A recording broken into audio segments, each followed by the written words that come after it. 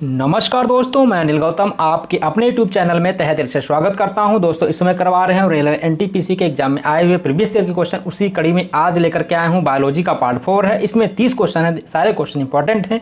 ये सारे question railway के साथ साथ और सभी एग्जाम जिसमें कि सामान्य विज्ञान पूछी जानी है उसके लिए भी इंपॉर्टेंट हैं। इसके पहले हमने बहुत सारे वीडियो चैनल पर अपलोड कर चुके हैं। उनकी प्लेलिस्ट आपको चैनल पर मिल जाएगी, वहां से आप उनको देख सकते हैं। तो आइए आज शुरू करते हैं।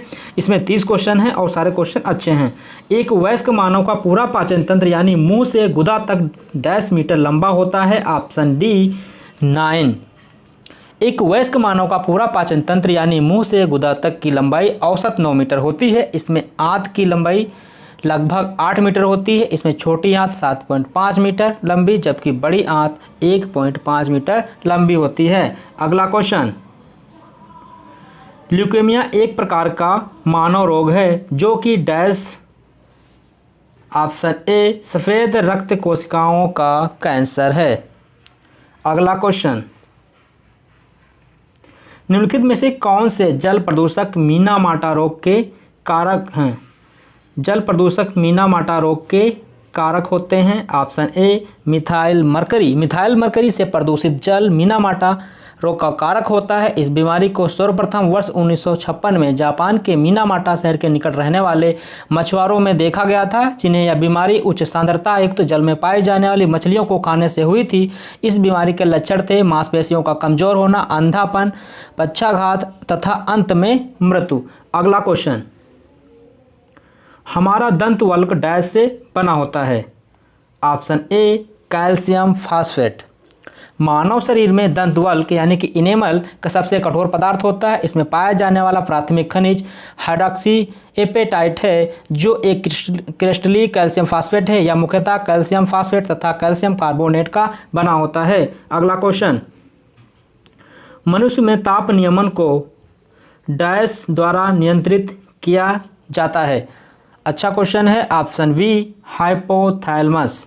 हाइपोथैलेमस में भूख, प्यास, परितृप्ति तथा ताप नियंत्रण के केंद्रक होते हैं। यह शरीर की अनेक क्रियाओं का नियंत्रण करता है तथा समस्थैतिकता में इसका बहुत महत्व होता है। अगला क्वेश्चन, मानव शरीर में प्रोस्टेट एक डैश है। ऑप्शन बी ग्रंथि। मानव शरीर में प्रोस्टेट एक ग्रंथि है जो पुरुषों में मूत्राशय के निकट स्थित होती है। अगला क्वेश्चन, डैश मांसल नलिकाएं होती हैं जो मूत्र को गुर्दे से मूत्राशय की तरफ आगे ढकेलती हैं। Option B मूत्रवाहिनी।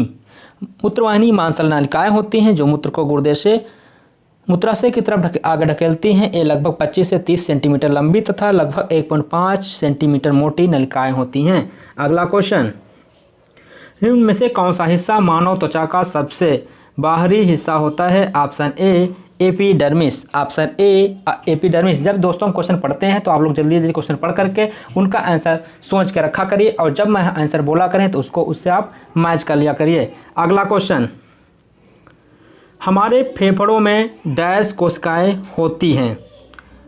Option D 300 million.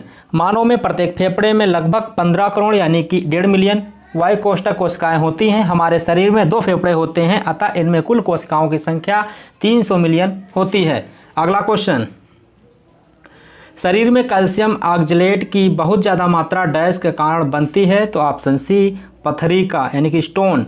शरीर में कैल्शियम ऑक्जेलेट की बहुत ज़्यादा मात्रा होने से पथरी बनने लगती है।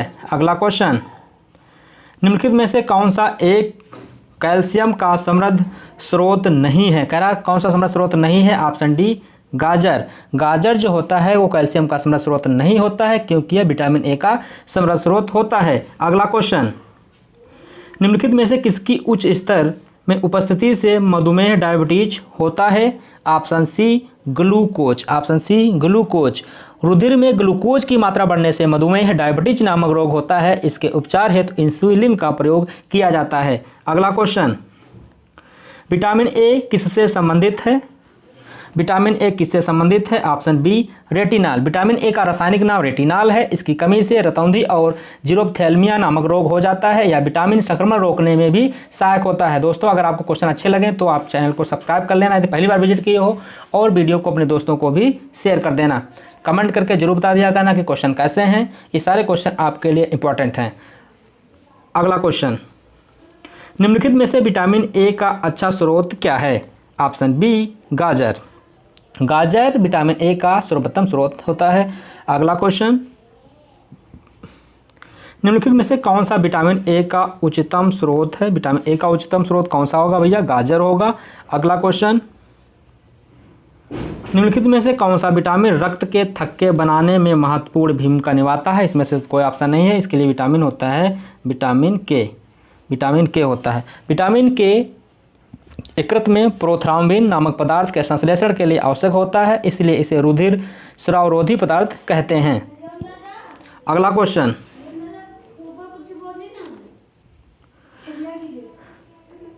नीचे एक अभिकथन ए और कारण आर दिया गया है। अभिकथन क्या कह रहा है? बेरी एक विषाणु जनित संक्रमण है।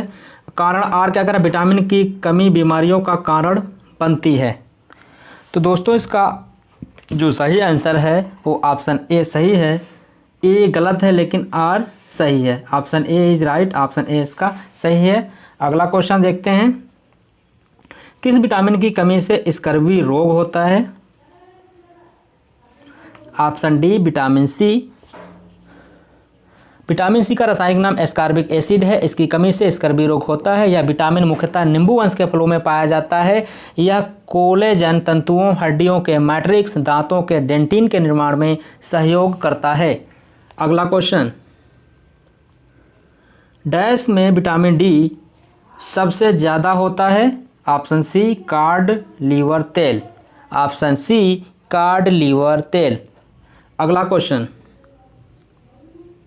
अगर एक व्यक्ति रिकेट्स से पीड़ित है तो व्यक्ति में डैश की कमी है?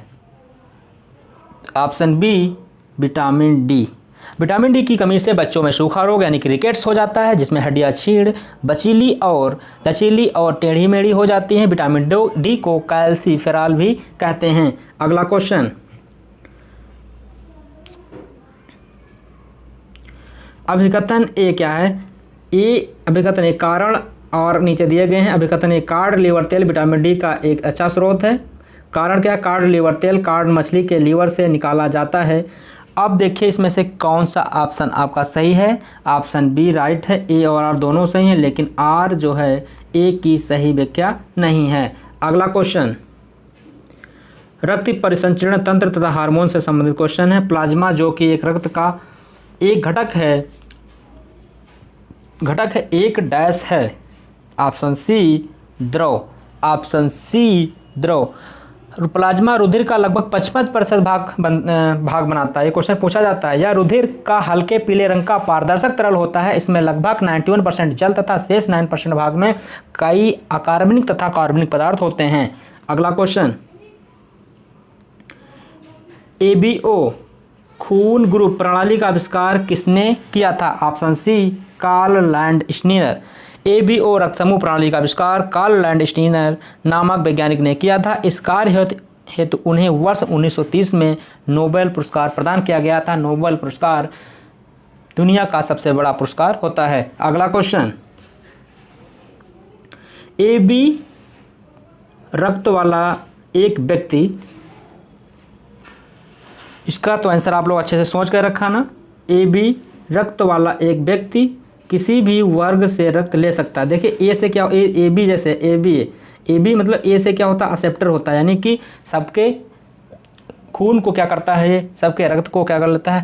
एक्सेप्ट कर लेता है। ए बी रक्त वर्ग वाले व्यक्ति को सार्वभौमिक प्राप्तकर्ता कहा जाता है, क्योंकि ये किसी भी वर्ग से रक्त ले सकते हैं। ए बी रक्त वर्ग वाले व्यक्ति के लाल रुधिर अणुओं में एंटीजन ए तथा बी दोनों उपस्थित होते हैं, जबकि सीरम में दोनों anti A plus anti A तथा एंटी वी अनुपस्थित होते हैं। अगला क्वेश्चन, मानव रक्त प्लेटलेट्स डैश छोड़ते हैं जो रक्त के थक्के बनाने में मदद करते हैं। Option A prothrombin. Option A prothrombin. अगला क्वेश्चन, सामान्य मानव का खून बहने का समय और जमने का समय क्रमशः डैश और होता है। ऑप्शन सी 2 से 7 और 3 से 10 मिनट। अगला क्वेश्चन, एक वयस्क मानव के शरीर में कितने लीटर खून होता है? एक वयस्क मानव के शरीर में कितने लीटर खून होता है? दोस्तों इसमें कोई ऑप्शन सही नहीं है। देखिए, मानव शरीर में रुधिर की मात्रा शरीर के भाग का लगभग 7% से 8% होती है। 7 से 8% होती है। अतः एक 70 kg के मानव में औसतन 5 से 6 लीटर रुधिर होता है। 5 से 6 लीटर रुधिर होता है या शरीर का 1/13 भाग घेरे रहता है। स्त्रियों में रुधिर की मात्रा लगभग 4 से 5 लीटर, लगभग 20 से 25% कम होती है। अगला क्वेश्चन,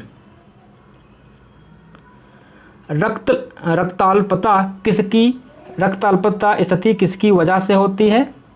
ऑप्शन बी, आरबीसी की कमी।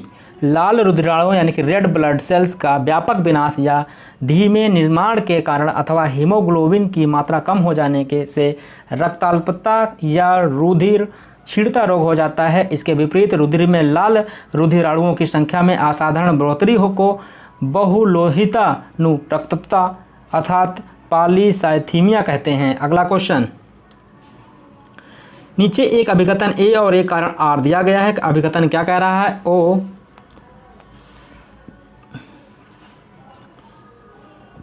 अभिकथन क्या है भैया? ओ रक्त समूह वाले व्यक्ति को यूनिवर्सल प्राप्तकर्ता माना जाता है। कारण क्या कह रहा है? ओ प्रकार के रक्त में कोई एंटीजन नहीं होता है। ऑप्शन बी ए गलत है लेकिन आर सही है। जो आर जो कारण है वो सही है और जो ए ओ है, ये अभिकथन ए है, ये क्या है? ए रॉन्ग है। ओ रक्त समूह वाले व्यक्ति को स्वरदाता कहा जाता है क्योंकि इनके लाल रुधिराणुओं में कोई एंटीजन नहीं होता है। अगला क्वेश्चन, और ये क्वेश्चन आज का अंतिम क्वेश्चन है। हीमोग्लोबिन में निम्नलिखित में से कौन सी धातु मौजूद होती है? आप लोग आंसर सोच के रखिए। ऑप्शन बी लोहा। ऑप्शन बी लोहा। हीमोग्लोबिन रुधिर की लाल रक्त कणिकाओं में पाया जाने वाला प्रोटीन है। इस चीज़ में लोहा पाया जाता है। हीमोग्लोबिन ऑक्सीजन O2 को अवशोषित कर गहरे लाल रंग का ऑक्सी हीमोग्लोबिन नामक अस्थायी यौगिक बनाता है। इसकी सहायता से रक्त में O2 का तीव्र संचरण संभव हो पाता है। दोस्तों 31 क्वेश्चन ख़त्म होते हैं और वीडियो देखने के बाद अपने दोस्तों को भी शेयर कर देना। सारे क्वेश्चन अच्छे थे। कभी कभार प्रॉब्लम हो जाती है, गर्मी भी होती है और कुछ ऐसा माहौल नहीं मिल पाता है जिससे कि मैं प्रॉपर वीडियो रिकॉर्ड कर पाऊँ। चाहते हुए भी वीडियो रिकॉर्ड नहीं कर पाता हूँ, उसी वजह से आप लोगों को वीडियो नहीं मिल पाता। उसके लिए आप लोगों सहयोग चाहता हूँ और मिलते हैं अगले वीडियो में।